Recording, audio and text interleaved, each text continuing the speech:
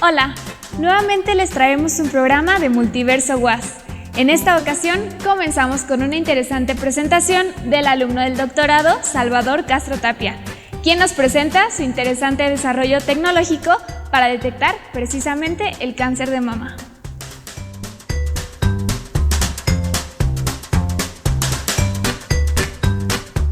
Les presento un poco sobre mi tema de tesis titulado Detección de cáncer de mama en mamografías mediante técnicas de PDI y redes neuronales artificiales. Entonces, la Organización Mundial de la Salud nos dice que el cáncer es la segunda causa de muerte en el mundo. En 2020 hubo alrededor de 2.3 millones de mujeres diagnosticadas con cáncer de mama y ocasionó 685,000 muertes en todo el mundo. En México se tiene una tasa de que 1 de cada 11 mujeres desarrollarán cáncer de mama y más específicamente en Zacatecas se tienen de 4.94 a 20 casos por cada 100,000 mujeres. Como tal, el cáncer de mama es un crecimiento anormal y desordenado de las células del tejido mamario. Y frente a esta enfermedad tenemos la detección oportuna que se realiza con la mamografía digital. En ella se buscan masas o nódulos o microcalcificaciones que se puedan convertir en un cáncer. Entonces la OMS nos dice que la mamografía digital es la mejor técnica para combatir el cáncer de mama al realizar detecciones y esas obviamente son generadas por oncólogos para hacer sus diagnósticos. Como tal hemos creado una interfaz gráfica de usuario para hacer apoyo de diagnóstico. Entonces también estas incluyen redes neuronales artificiales, las cuales están compuestas con pequeñas neuronas que se comunican entre ellas y con esas neuronas se generan un cierto pronóstico de que si puede haber o no un cáncer. En la interfaz, como ustedes logran observar, del lado izquierdo tenemos botones de proceso y también acá tenemos algunas herramientas. Inicialmente comenzamos leyendo alguna imagen en la cual es una mamografía en formato DICOM. Esto es lo que vienen los oncólogos tratando de buscar nódulos, masas o microcalcificaciones o algunas otras lesiones. Entonces, al momento de presionar el botón de mejor calidad, obviamente se mejora muchísimo la calidad y se puede ver de mucho mejor forma las ramificaciones que hay aquí en la mama y también toda la estructura de esta mama.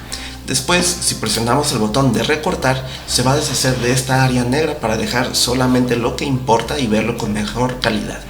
Al momento de hacer clic en el botón de umbralización, nosotros nos deshacemos de varias partes de la mama en donde se cree que no hay alguna lesión.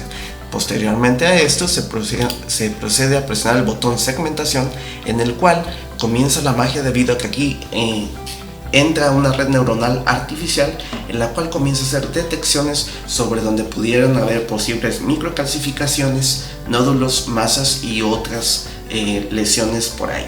Por lo tanto, podemos comenzar a buscar en otras, como por ejemplo esta, la 7, que se ve bastante curiosa.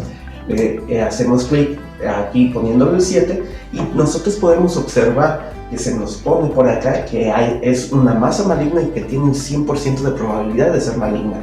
Incluso vemos una microcalcificación por ahí. Si hacemos clic en el botón Vista 3D, se pone un mapa tridimensional de esa masa. Nosotros podemos observarla desde cualquier ángulo, viendo en este punto blanco lo que era la microcalcificación.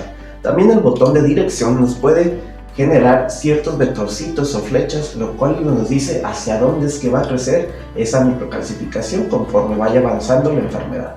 Lo podemos ver de esa manera e incluso podemos hacer un zoom por aquí, pues para ver con mayor detalle, ¿no? Entonces aquí podemos ir viendo con mayor detalle. Esta interfaz como tal ha generado ciertos productos científicos como participaciones en capítulos del libro, en congreso e incluso recibió el mejor trabajo de investigación de estudiantes en la modalidad de póster. Entonces, esto es todo por mi parte y les agradezco mucho y espero que haya sido de su agrado.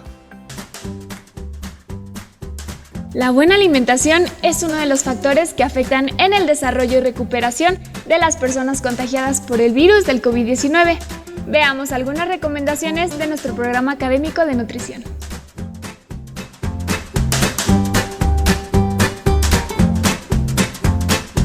El día de hoy les vamos a hablar de la alimentación durante el COVID-19. En los últimos meses se ha visto un incremento de sobrepeso y obesidad en la población en general. Esto va aunado a que las personas trabajan la mayoría desde casa. Se recomienda que toda la población en general se mantenga activa y se realice ejercicio que no implique un riesgo de contagio. Además, se invita a la población en general el abandono de hábitos nocivos para la salud, tales como fumar o consumir alcohol. Y hay que seguir las medidas recomendadas por el sector salud, que ya las conocemos todos, que es el uso de cubrebocas, mantener la sana distancia. Y bueno, las recomendaciones para pacientes con un diagnóstico de COVID-19 leve que se encuentran en domicilio, pues cabe aclarar que hasta el momento no hay como tal un tratamiento definido o establecido para estos pacientes. Las recomendaciones más que nada van orientadas a paliar la sintomatología que presenta el paciente, tales como pérdida del apetito, fiebre, pérdida del gusto y del olfato. En general, al igual que con el resto de la población, se sugiere una alimentación saludable. La población puede tomar como base el patrón de alimentación que nos sugiere el plato del bien comer o bien la dieta de la milpa. Esta pues sugiere que se consuman productos naturales y locales. No se recomienda el consumo de bebidas alcohólicas y además se recomienda pues una buena hidratación, especialmente en aquellos pacientes que presentan fiebre o tos. Se recomienda que se consuma de agua pura al menos de 1.8 a 2 litros al día y además de que se vea complementada con caldos desgrasados e infusiones. Hay que evitar el consumo de jugos tanto naturales como industrializados, ya que estos tienen un gran contenido de azúcares y no se deben de considerar dentro de la hidratación del paciente. En los adultos mayores se puede complementar la hidratación con gelatinas bajas en contenido de azúcar. Además de que debe de haber un consumo de frutas y verduras al día, prefiriendo siempre que estas sean frescas, de temporada y locales. Se puede adaptar la consistencia de las mismas a través de una preparación, pero es importante no añadirles, por ejemplo, en las frutas, azúcar a la misma preparación. Y sobre todo, esta modificación de la textura va orientada a los pacientes que presentan malestar en garganta, fiebre o falta del apetito. Se recomienda además consumir alimentos altos en omega 3, tales como lo son los frutos secos, la chía y los pescados como el salmón y la sardina, ya que estos, el omega 3 se ha demostrado que ayuda a la modulación de la respuesta inmunitaria en la enfermedad de COVID-19. Hay varios nutrimentos que participan en el funcionamiento normal del sistema inmune, como son el cobre, zinc, selenio, hierro, vitamina B12, vitamina A, vitamina C, vitamina D. Sin embargo, hasta el momento no se ha emitido una recomendación de suplementar estos nutrimentos. En aquellos pacientes que llegasen a requerirlo, esta indicación debe de estar dada por un médico o un nutriólogo. Además de que no existen pruebas hasta el momento que algún producto herbolario, ya sea en pastillas, té u otras presentaciones, sirvan para ayudar al resultado clínico de los pacientes con COVID-19, entonces por el momento se recomienda evitar su uso. Y bueno, finalmente existe o últimamente se ha hablado mucho de lo que es la rehabilitación olfatoria temprana. Esta es recomendable para aquellas personas que pierdan el olfato. ¿En qué consiste esta? Consiste en oler aromas específicos durante todo el día en un periodo de 3 a 6 meses. Los aromas recomendables para iniciar esta terapia de rehabilitación son el eucalipto, la rosa, el clavo y el limón. Estos pueden ser adquiridos a través de aceites esenciales y esta se ha comprobado que ayuda a una recuperación pronta del olfato. Conozcamos una más de las recientes publicaciones de la Universidad Autónoma de Zacatecas.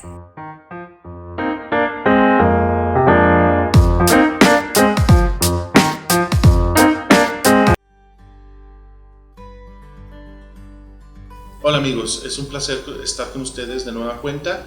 En esta ocasión les invitamos a leer una nueva producción editorial de la Universidad Autónoma de Zacatecas en coedición con el Colegio de Michoacán. El libro que tenemos el día de hoy se llama Gauchismo Sistémico, la Real Ordenanza de Intendentes frente a la Realidad Americana.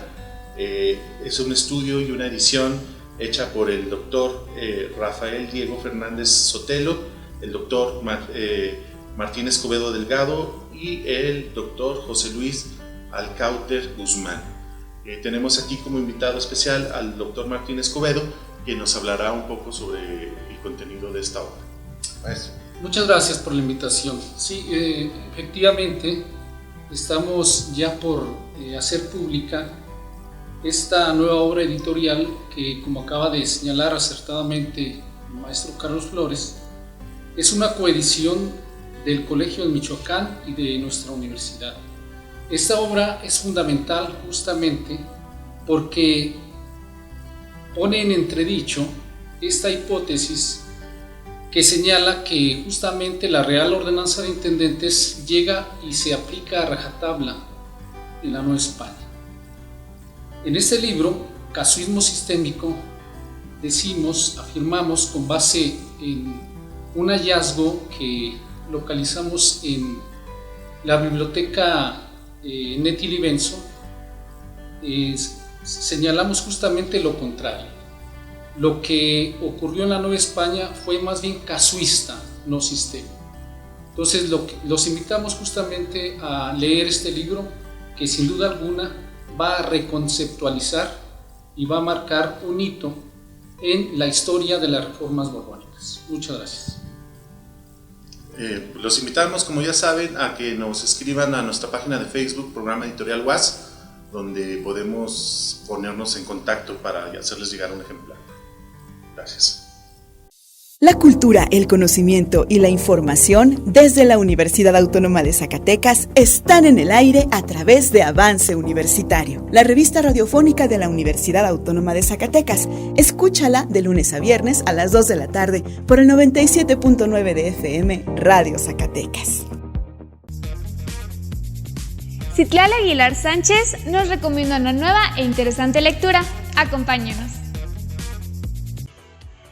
Yo tengo la fortuna de contar con grandes amigos que son grandes lectores y que siempre me están recomendando libros o lecturas en sí para hacer, y no solamente eso, sino que también incluso me prestan sus bibliotecas, ¿no?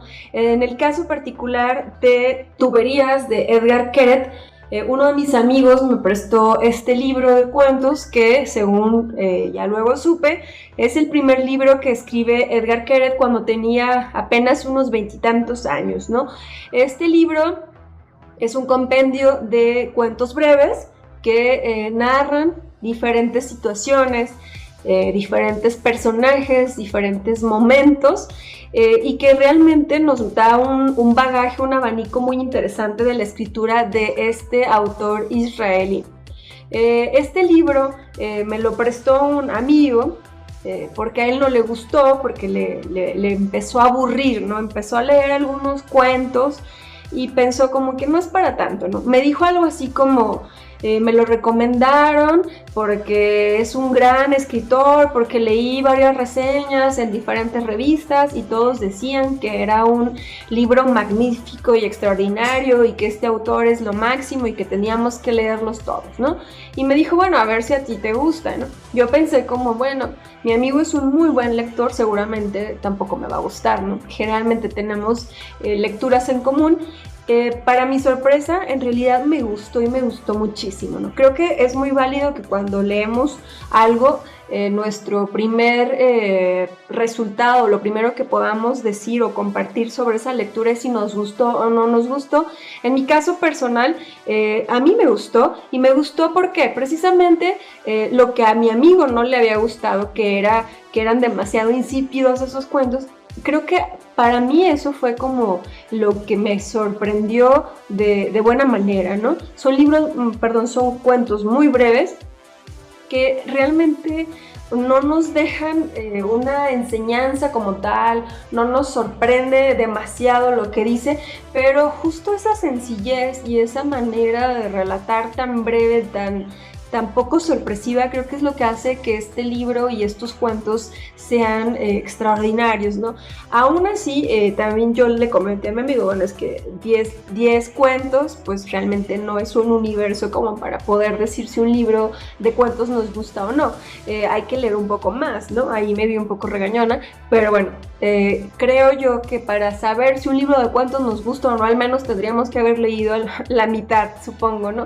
En el caso de Edgar Queret, entre más leemos, más vamos encontrando el sabor de la lectura, el ritmo que él está proponiendo, y también vamos conociendo su manera de ver el mundo, ¿no? Lo que más me gustó de este libro es la variedad de temas, porque tanto encontramos a personajes que que son muy eruditos. También encontramos objetos que cobran vida, encontramos situaciones apocalípticas, encontramos también absurdos, encontramos sueños. En ese sentido, el libro da una variedad muy interesante de tópicos y de personajes y de momentos y de situaciones extrañas, que creo que es lo que más quiero destacar de este libro, ¿no? Tuberías, pues, aunque en la librería o en la biblioteca de mi amigo sigue estando ahí en los estantes y dudo mucho que lo vaya a retomar, yo sí quiero recomendarlo.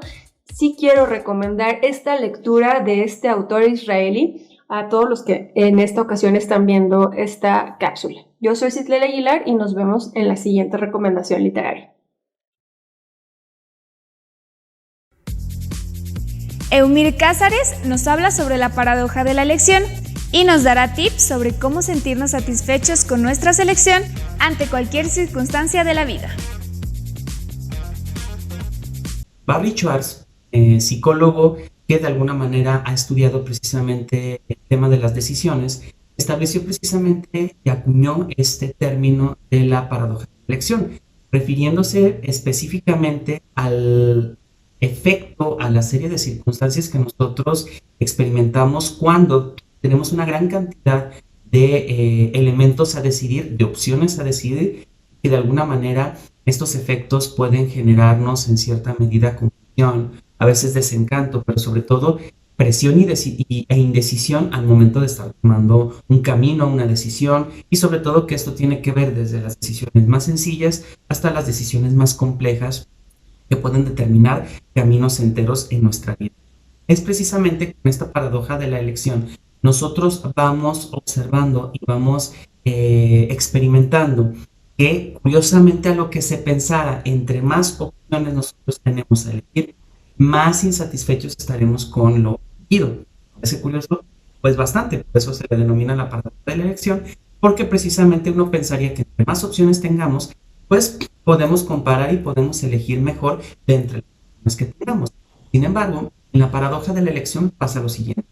Nosotros tenemos una gran cantidad de elecciones y siempre nos han platicado y nos han dicho que hay la elección perfecta, es decir, hay el camino correcto, hay el objeto o el celular correcto o el más genial, el camino, la carrera de vida que puede desenvolver mejor mi vida futura, etcétera, etcétera. Y de alguna manera esta presión de siempre elegir lo mejor para nosotros, pues es lo que nos lleva precisamente a estar constantemente, estarnos presionando, exigiéndonos a tomar las mejores decisiones. Cuando nosotros estamos ante una de las decisiones y hay una gran cantidad de opciones, pues precisamente nosotros tratamos de depurar lo mejor para nosotros a elegir. Sin embargo, en la paradoja de la elección, como hay un montón de opciones, cuando ya pasamos al momento de elegir algo, de decidirnos y de decantarnos por algún camino, algún objeto, alguna decisión, es en ese momento en donde, después de haber elegido algo, se genera una cierta insatisfacción o hasta una cierta duda. Híjole, habré elegido lo correcto porque los demás a lo mejor las demás opciones pudieron haber sido el mejor camino, pudieron haber sido una mejor opción para mí. Y es en ese momento en donde la insatisfacción con lo elegido empieza a desarrollarse de una manera pues bastante importante. Es en este sentido en donde establecemos que siempre habrá un desdén de las decisiones que tomemos porque no estamos seguros de que la hayamos tomado de una manera correcta. Además de que al final de cuentas todos los demás objetos o decisiones o elementos a elegir, mejor dicho, pues requieren de un abandono. Es decir, hacemos algo, dejamos de lado otra cosa. Y es en ese momento precisamente en donde no podemos tenerlo todo, nos damos cuenta que no podemos tenerlo todo y la insatisfacción puede llegar. ¿Qué es lo que nos sugiere Barry Schwartz al respecto de la paradoja de la elección? Pues nos dice que precisamente toda decisión, toda elección que nosotros tomemos, tendremos que tener en cuenta que vamos a tener que dejar algo de lado. Eso por un lado. Por otro, es precisamente considerar que nunca hallaremos la elección perfecta, ¿okay? No somos perfectos, jamás veremos todo el panorama completo, si bien sí podemos analizar y revisar qué es lo más conveniente para nosotros, pero no existe eso como la elección perfecta o la decisión perfecta. Es decir, siempre omitiremos algunas cosas o tendremos que elegir muy rápido porque no tenemos el tiempo necesario para hacerlo, lo cual nos lleva precisamente a aprender de lo elegido y no a castigarnos con lo elegido. Hasta la próxima. El guión cinematográfico es el tema que nos regala el alumno de la Unidad Académica de Artes, Felipe Ángeles.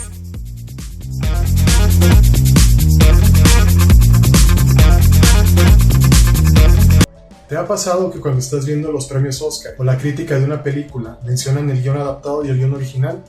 Hoy vamos a platicar de eso. El guión cinematográfico es la materia prima de una película. Es donde se plasman en un texto por primera vez, de manera objetiva y descriptiva, las ideas que conforman una película, acciones que se desarrollan en lugares o escenarios, por personajes y cosas. Un guión es la película antes de ser filmada. Es la historia y los diálogos. Gracias a un guión podemos imaginar esas impactantes imágenes y esos conmovedores sonidos que terminarán después construyendo la versión final de una película. Así como una gran obra arquitectónica como una casa o una catedral o una plaza necesita planos para de ahí partir y saber cómo se va a construir, una película también los necesita. Un guión son todas esas descripciones que después terminarán construyendo la película. El guión es un puente entre el universo del escrito y el mundo de la cinematografía. Es un lugar sagrado en el limbo del arte que no es ni literatura ni cine, pero que sin él no podrían existir las películas. Si tú y yo leemos un guión, es posible que podamos entender de qué trata la película, pero si un cineasta o un director lee este guión, no va a leer nada más la historia, se va a empezar a imaginar cómo son los personajes, qué actores puede usar, cómo son las locaciones que necesita, cómo son los escenarios, cómo es todo lo que tiene que montar, el diseño sonoro, la fotografía. Por supuesto que un buen guión no es garantía para realizar una gran película, ya que también necesitas de un gran director y de grandes líderes en cada una de las etapas que se necesitan para terminar de filmar esta película. Te voy a poner un ejemplo. Tú has visto grandes películas que después tuvieron un remake y el remake ha sido fatal. ¿Por qué? Porque no hay estas grandes cabezas que pudieron interpretar ese guión. Por eso se dice que un guión no es la etapa final de un trabajo literario, por el contrario, es la primera etapa de un gran trabajo cinematográfico.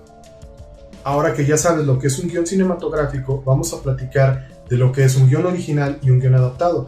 Por eso tengo estas películas aquí. Te voy a explicar lo que es un guión original. Un guión original sería la película Matrix, que está filmada a partir de ideas originales que se crearon exactamente para esta película. Si bien esta película puede estar inspirada en otras ideas, como por ejemplo La caverna de Platón, o inclusive algunos aspectos de la vida de Philip K. Dick, un gran escritor de ciencia ficción, la realidad es que toda la historia que envuelve esta película es una idea original. Eso sería un guión original. Tenemos grandes guiones originales en la historia del cine, por ejemplo Star Wars, las películas de Tarantino, El laberinto del fauno, Amores perros o la misma Matrix. Entonces, cuando premian una película por mejor guión original, están premiando las ideas que se crearon específicamente para filmar esta película. Ahora vamos a hablar de lo que es un guión adaptado. En este caso tengo aquí el libro de Philip K. Dick, ¿Sueñan los androides con ovejas eléctricas? Su adaptación cinematográfica es Blade Runner. Aquí podemos ver que es un guión adaptado. Es una película que parte de una idea que ya existía. Esta idea puede ser una novela, puede ser un musical, puede ser un disco, puede ser un cómic, puede ser cualquier obra que ya exista antes y después se lleva al plano de lo cinematográfico. Tenemos grandes ejemplos de películas legendarias, El Señor de los Anillos, todas las películas de Marvel, las películas de Batman que vienen por ejemplo de los cómics. Tenemos por ejemplo la misma Blade Runner que viene de una novela y así infinidad de grandes producciones. Ahora ya sabes qué es el guión adaptado y qué es el guión original. Yo soy Felipe Ángeles, muchas gracias por verme. La próxima semana estaremos hablando de Blade Runner. La automatización y la robótica está presente en nuestra vida cotidiana.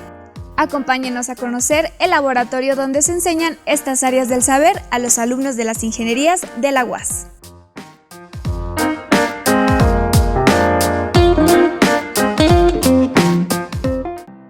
Mi área de trabajo fundamental es la automatización y la robótica, es decir, control, automatización y robótica.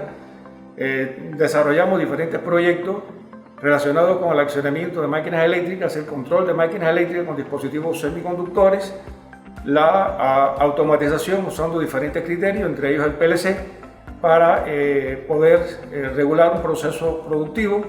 Y bueno, tenemos diferentes equipos acá en el laboratorio que han sido desarrollados o han sido adquiridos a través del proyecto PIFI y también pues a través de las tesis de grado de los estudiantes de licenciatura y también de posgrado.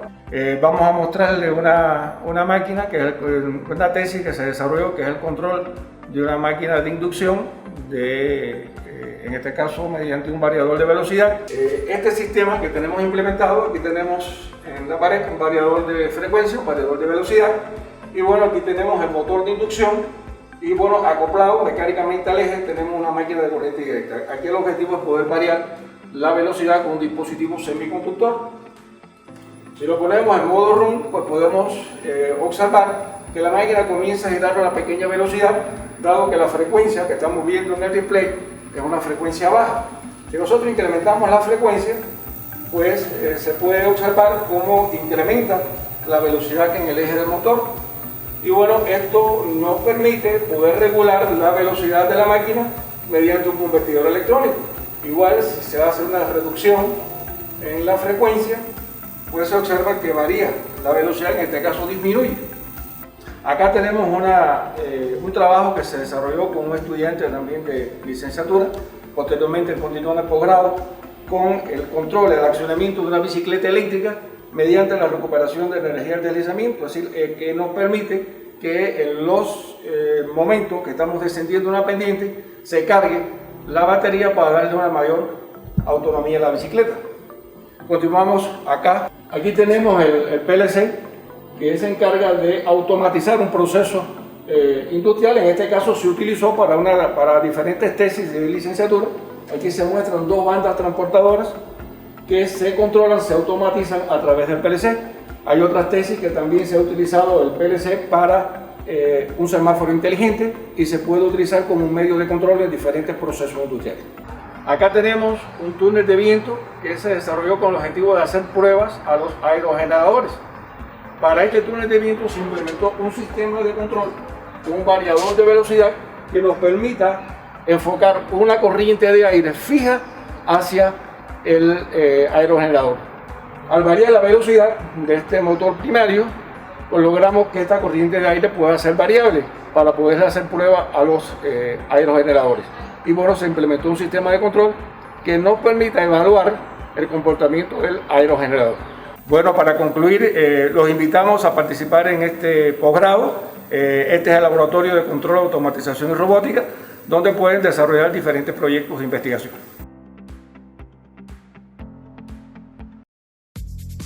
¿Cuáles son las características de la manufactura de nuestros días?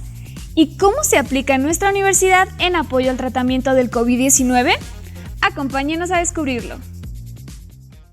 Soy Miguel Hernán Escobedo Barajas y me gustaría platicarles un poco sobre el proyecto que estoy llevando a cabo durante la maestría en Ingeniería y Tecnología Aplicada. Desde el inicio de la humanidad, se ha tenido la necesidad de transformar los elementos de la naturaleza para beneficio común de la sociedad. En este sentido, la industria siempre ha existido, pero ha habido grandes cambios a lo largo de la historia que han modificado la manera de procesar las materias primas. A estos cambios se les conoce como revoluciones industriales. La primera revolución industrial se caracterizó por la máquina de vapor aplicada a la industria y al transporte. La segunda revolución industrial con el desarrollo de la electricidad y su aplicación a la industria y a la vida doméstica. La tercera revolución industrial marcó un gran desarrollo de la electrónica y la cibernética. Y actualmente se vive una cuarta revolución industrial caracterizada por la digitalización de la industria. A esta nueva revolución industrial se le conoce como Industria 4.0. La Industria 4.0 cuenta con una amplia gama de tecnologías involucradas como los sistemas ciberfísicos, Internet de las Cosas, cómputo en la nube, cómputo en la niebla, entre otras no menos importantes. Los sistemas embebidos, la comunicación semántica máquina a máquina, las tecnologías del Internet de las cosas y los sistemas ciberfísicos están integrando el espacio virtual con el mundo físico. Utilizando estos elementos de la industria 4.0, la empresa OMATS, dedicada a la investigación, innovación y desarrollo tecnológico, creó una nueva tecnología de industria 4.0 a la cual llamaron Centro Digital de Manufactura Avanzada. El Centro Digital de Manufactura Avanzada es una combinación de sistemas ciberfísicos con tecnología de computación en la niebla. Es capaz de conectarse a Internet mediante cable o por conexión inalámbrica, y a su vez puede ser conectado a máquinas de impresión 3D o corte CNC. Mediante el software que posee y que se ejecuta por medio de una interfaz web, es capaz de controlar y monitorear todos los aspectos de las máquinas de manufactura avanzada. Al ser una aplicación ejecutada en una interfaz web, es posible acceder a ella desde una amplia gama de dispositivos móviles como celulares inteligentes, tablets, laptops, etc. El Centro Digital de Manufactura Avanzada es capaz de controlar impresoras 3D, una de las tecnologías de manufactura avanzada con mayor tendencia en estos tiempos.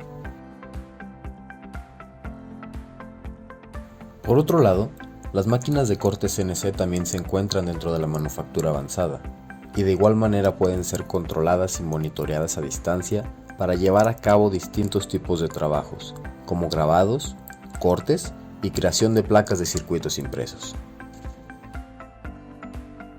Con las capacidades del Centro Digital de Manufactura Avanzada para controlar y monitorear distintos tipos de máquinas, sumado al uso de dispositivos móviles como centros de control, es posible crear proyectos completos y funcionales, ya que abarca las principales áreas de la manufactura avanzada.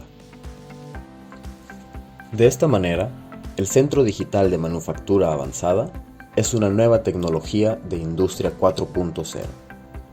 Bueno, el Centro Digital de Manufactura Avanzada fue utilizado para crear en este caso un respirador artificial, el cual está en apoyo a la pandemia. De esta manera, la Industria 4.0 logra aportar más que simple tecnología y se ve reflejada en las tendencias actuales. Si te interesan los proyectos tecnológicos y estás pensando realizar algún estudio de posgrado, te invito a pedir informes. La maestría y el doctorado en Ingeniería y Tecnología Aplicada trabajan en conjunto con el Laboratorio en Innovación y Desarrollo Tecnológico en Inteligencia Artificial y cuentan con certificación PNPC de CONACYT.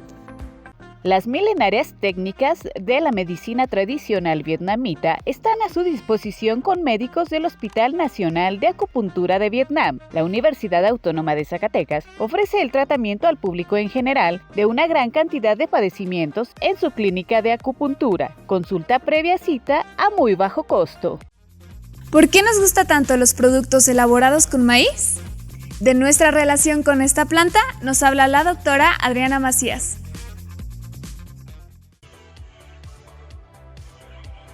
Hola, mi nombre es Adriana Macías, soy docente e investigador de la Unidad Académica de Antropología y hoy quiero hacerlos reflexionar sobre este gusto arraigado del maíz. Básicamente todos hemos consumido algún producto derivado del maíz, ya sea una tortilla, un vaso de elotes o chascas, o directamente de la mazorca, o lo que son las palomitas de maíz.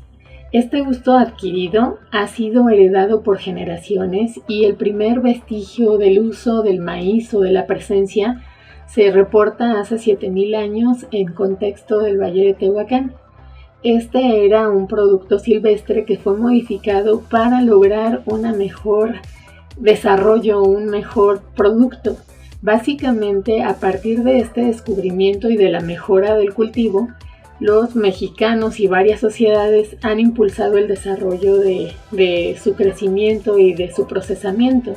Tan es así que se desarrolla lo que es la nixtamalización, que consiste en agregarle un poco de cal al cocimiento del maíz para hacerlo más digerible y para poderlo procesar, para realizar lo que son las tortillas, la masa y lo que es propiamente el pozole. Todos hemos comido en una fiesta un rico pozole.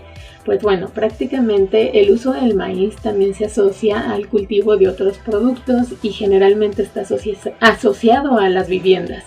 Dentro de las milpas Las milpas son un contexto, digamos, bastante rico y lleno de diversidad, porque junto al maíz crecen la calabaza, el chile y lo que sería el frijol, prácticamente varios productos que complementan nuestra dieta alimenticia. En torno a esto, se generan las condiciones suficientes para que se eviten las plagas y que la tierra se fertilice constantemente. Después de que se cosecha todo lo que se produce en la milpa, la tierra queda, digamos, de alguna manera con pequeños hierbajos, por lo que los animales pasan y lo utilizan como alimento. Al utilizarlo, pues también producen excremento, lo cual fertiliza la tierra, y al pasar los animales constantemente, pues la movilizan y la nutren, la oxigenan. Lo que hace que esta tierra quede dispuesta o, digamos, en las mejores condiciones para poder seguirla usando para el cultivo. Después del maíz vienen otros productos que también necesitan mucha humedad, como son los garbanzos y otras hortalizas.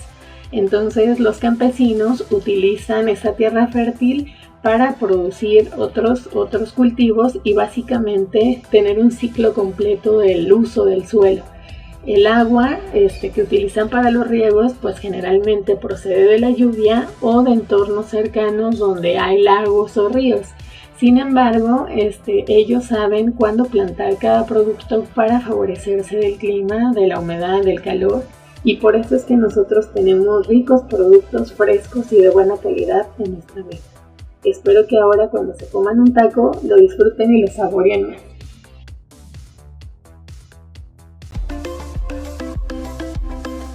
En Tienda Universitaria UAS encontrarás playeras, sudaderas, agendas, tazas, uniformes deportivos y un sinfín de artículos para uso cotidiano, con precios accesibles y diseños innovadores. Lleva contigo el amor hacia tu alma mater. En la Posta UAS le ofrecemos una gran variedad de carnes, lácteos, embutidos, sazonadores, huevo orgánico y desde luego las especialidades en cortes finos, birria preparada y quesos producidos en la Unidad Académica de Veterinaria de la UAS. Visítenos en nuestras 3 sucursales. En Librería Universitaria encontrará libros de texto, uniformes y discos para los programas educativos de la UAS, con atractivas promociones hasta agotar existencias y descuentos especiales a estudiantes y trabajadores de la UAS con credencial vigente. Visítenos en Avenida Ramón López Velarde 635. Búscanos en Facebook como Librería Universitaria UAS. ¿Cuál es uno de los ingredientes principales de la receta para enamorarse? Descubrámosla en la siguiente entrega de Noticiencia.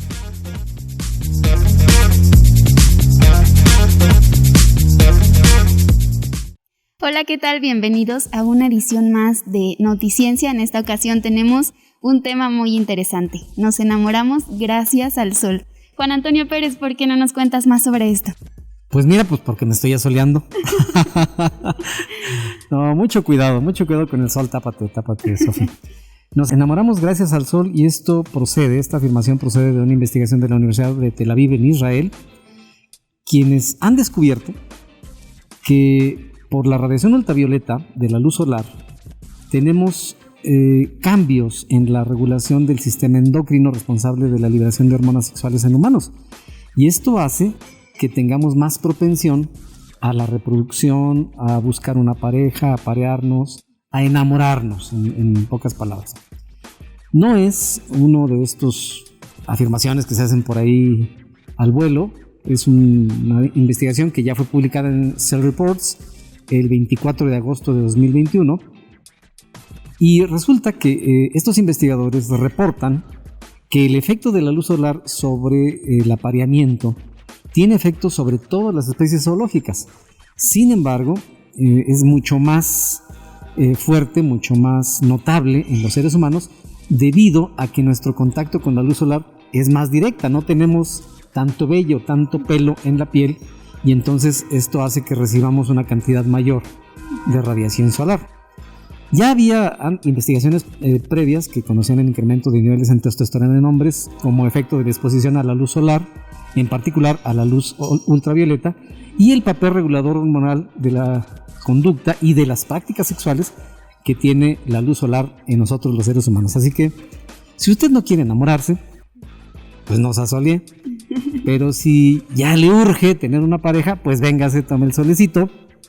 Eso sí, acompañado de alguien que le resulte totalmente agradable. Entonces, esto quiere decir que el efecto es mucho mayor en humanos debido a nuestra poco vello en la piel. A lo que decía Desmond Morris, a que somos el mono desnudo. El mono sin protección contra la radiación solar. Pues bien, ahí lo tienen, esta importante información. Si quieren enamorarse, pues ya saben, asolearse. Y bueno, este fue nuestro tema del día de hoy. Esperamos que les haya gustado. Los esperamos la próxima semana en Noticiencia. Juan Antonio Pérez, muchas gracias. Muchísimas gracias a ti, Sofi. Hasta la próxima. Nuestros amigos del Museo de Ciencias de la UAS nos hablan sobre cómo se descubrió la relación que hay entre el magnetismo y la electricidad.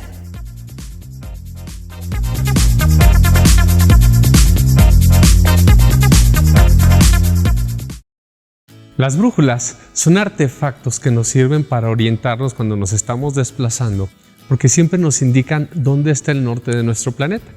Pero quizá nadie vio venir que las brújulas iban a servir también como los artefactos que nos iban a ayudar para identificar cuál era la clave de la teoría electromagnética. ¿Por qué? Porque Hans Christian Ørsted, un farmacéutico que también estudió medicina, que daba clases de física y de química en el siglo XIX en su natal Dinamarca, realizó precisamente un experimento con una brújula que develó algo que nadie veía venir, pero que nos dio la clave detrás de lo que ahora sabemos es el electromagnetismo. Desde hace muchos siglos se sabía que por una parte tenemos el comportamiento eléctrico, que cuando frotamos ciertos materiales se activaba una propiedad que podía tener una atracción o una repulsión a partir de cargas eléctricas. Por otra parte, tenemos también el comportamiento magnético, con ciertos metales conocidos como magnetitas porque se encontraron por primera vez cerca de la ciudad de Magnesia de Tesalia, por allá en la antigua Grecia, y que se dieron cuenta que atraían el hierro, que permitían tener esta unión con algunos materiales atípicos que nadie preveía de esa naturaleza. Por muchos siglos se creía que la electricidad era una cosa y el magnetismo otra completamente distinta, hasta que en 1820 el buen Hans Christian Ørsted estaba experimentando en su laboratorio y tenía algunos circuitos y tenía brújulas cerca. Da la casualidad que esas brújulas estaban alineadas con el alambre del circuito, es decir, el circuito daba la vuelta de esta manera y la brújula iba en la misma dirección hacia el norte que el alambre. Pero cuando conecta la corriente eléctrica, pasa la energía a través de los cables, la brújula, en lugar de seguir apuntando como estaba, se giró y en lugar de estar en la misma dirección que el cable, estaba a 90 grados de como estaba alineado originalmente. Él se da cuenta de esto, lo desconecta y la brújula vuelve a apuntar en la misma dirección. Luego invierte la corriente, es decir, la manda en sentido contrario y la brújula pasa de apuntar en la misma dirección que el cable y se vuelve a inclinar, pero ahora en dirección contraria. Al principio él pensó que esto incluso podría ser por corrientes de viento, que la electricidad de alguna forma estaba creando corrientes de viento que movían la aguja de la brújula. ¿Por qué? Porque era una brújula destapada. Consiguió otra brújula encerrada en vidrio para que no tuviera este tipo de efectos, volvió a repetir el experimento y ¿cuál es su sorpresa o cuál es la confirmación? Que vuelve a pasar exactamente lo mismo. Cuando pasaba la corriente eléctrica, la brújula se movía. Cuando dejaba de pasar por ahí, la brújula regresaba a su lugar. ¿Por qué? Porque una brújula es una aguja imantada que se alinea con el campo magnético de nuestro planeta Tierra. Es como que tenemos el imán de la Tierra y el imán de la brújula que se están atrayendo uno al otro y así nos orientan. ¿Qué es lo que estaba pasando ahí y qué descubrió Ørsted? Que esa corriente eléctrica en el alambre tenía un campo eléctrico que estaba cambiando y eso producía un campo magnético. Es decir, el alambre se estaba portando como si fuera un imán y el imán del alambre estaba atrayendo a la brújula y por eso la desviaba y dejaba de apuntar al norte. A partir de esto, nuestra visión de la naturaleza, del mundo físico, nunca fue igual. ¿Por qué? Porque dos fuerzas que creíamos que eran completamente independientes, de la mano de este experimento del buen Ørsted, quedaron indisolublemente unidas a través de lo que conocemos ahora como electromagnetismo y que más adelante vendría a ser corroborado con el trabajo de Michael Faraday y James Clerk Maxwell para llevarnos a conocer mucho más de la naturaleza de la luz. Esto es una cápsula del Museo de Ciencias de la Universidad Autónoma de Zacatecas y ojalá les haya gustado la historia de Ørsted y la unión del electromagnetismo.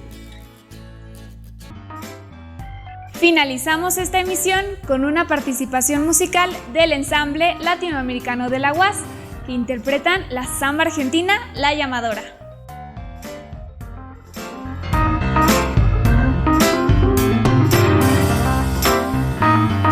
La Llamadora, de Argentina. Primera.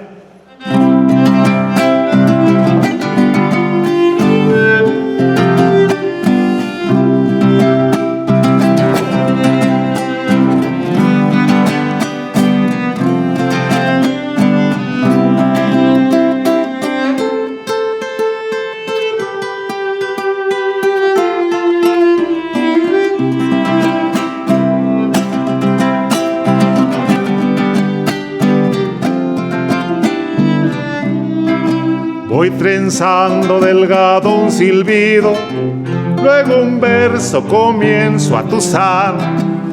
Se me da por rasguear, luego empiezo a cantar y campé en forma de samba mi oído.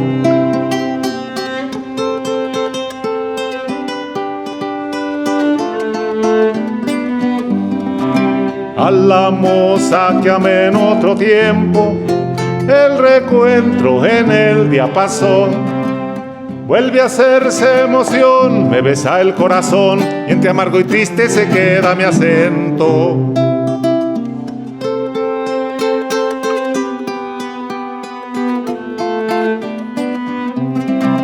Mensajera de cuanto atesora, la ruta sonora de mi alma será. Sueño mío que va, como yo rodará, por esos 6 rumbos que hay en mi guitarra.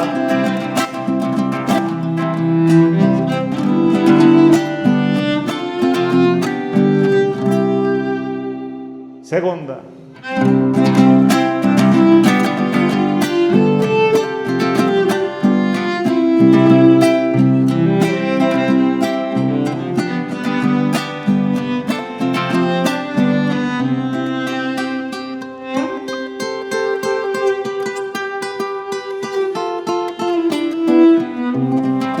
Me dan ganas y a la vez me inquietan los reencuentros que viven en mí.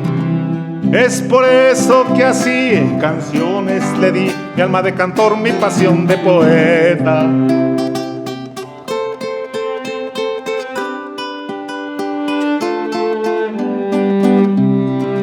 Hay un algo que alcanzar quisiera, los recuerdos que viven en mí. Es por eso que así en canciones le di mi alma de cantor, mi pasión de poeta.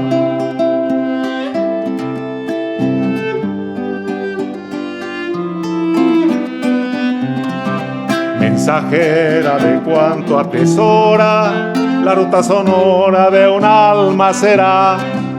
Sueño mío que va, como yo rodará, por esos 6 rumbos que hay en mi guitarra.